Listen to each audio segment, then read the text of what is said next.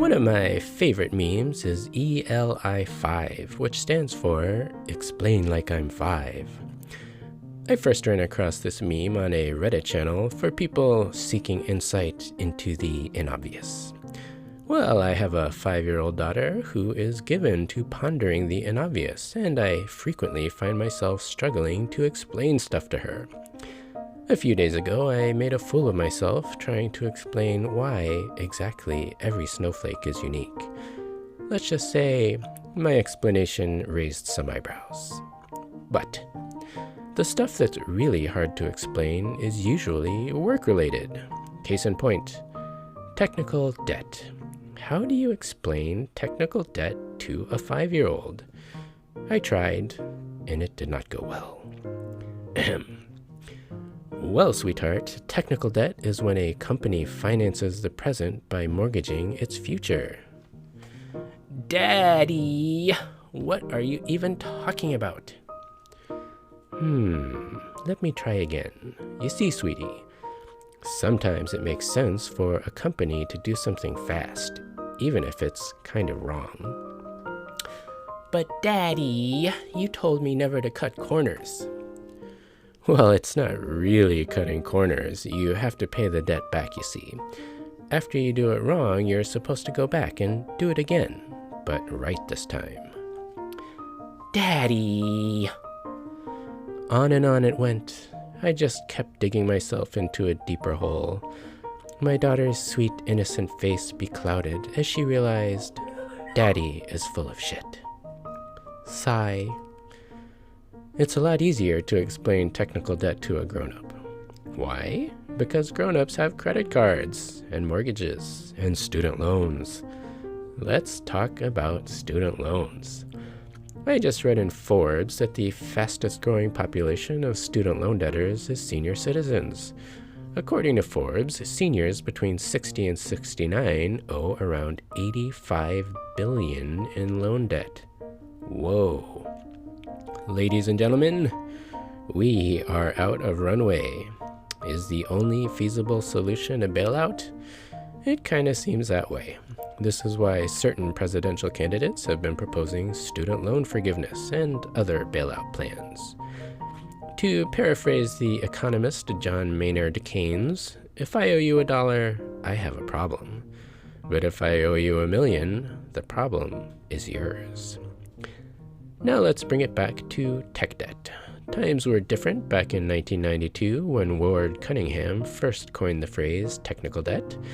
Back then, tech debt was a metaphor for thinking about design trade-offs. Nowadays, tech debt is used as a justification for not doing design, or even worse, for neglecting internal quality. It was not always thus.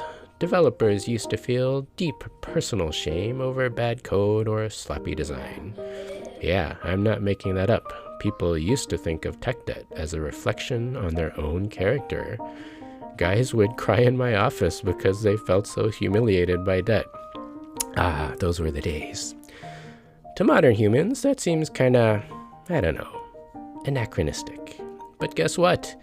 When people feel personal accountability for the code they write, tech debt gets paid down.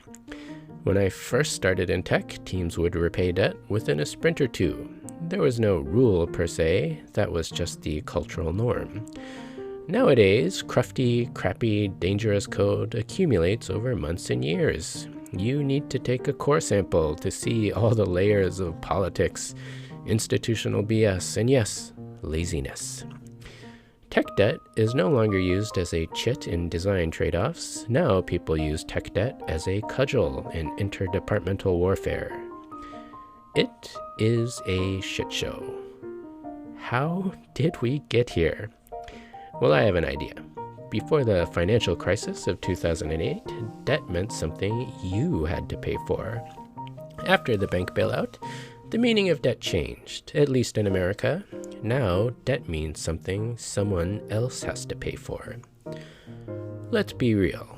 If you can walk away from debt with little consequence to yourself, if in fact debt forgiveness is enshrined as a socio-cultural norm, then does debt really mean anything anymore? What kind of incentives dominate in a world where debt is perpetual and forgiveness is guaranteed? Friends, this goes deep. So deep.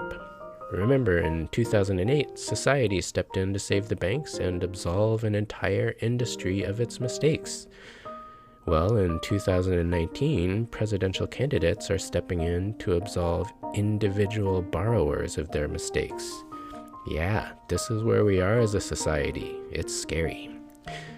Where it gets really interesting is when you start to consider generational bias. Baby boomers, Gen Xers, and millennials all think about debt differently. Back in the 90s, I learned how to program from a member of the so-called silent generation. This was a man who survived the Great Depression by eating millet and potatoes. If you grow up in a world where financial institutions are allowed to crash, debt forgiveness is not part of your worldview. My mentor's aversion to tech debt, or debt of any kind, was rather intense.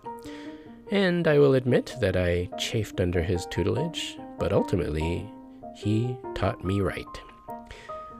Today, the industry is dominated by people with 5 or even 6 figures of student debt. And the dominant national narrative is not whether the debt should be forgiven, but when and how much. Today's techies don't think of tech debt as a reflection on their own character, but as a reflection of their management's incompetence, or as a reflection of sales priorities, or product priorities, or market conditions.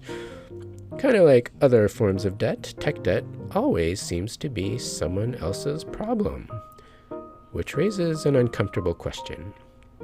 Do today's techies actually intend to pay off their debt?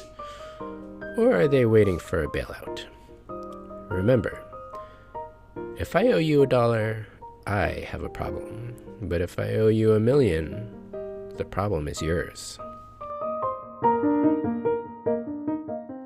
The show notes for this episode are available at impostersclub.io. Check it out. Feel free to leave me a comment and mingle with other imposters just like you. impostersclub.io.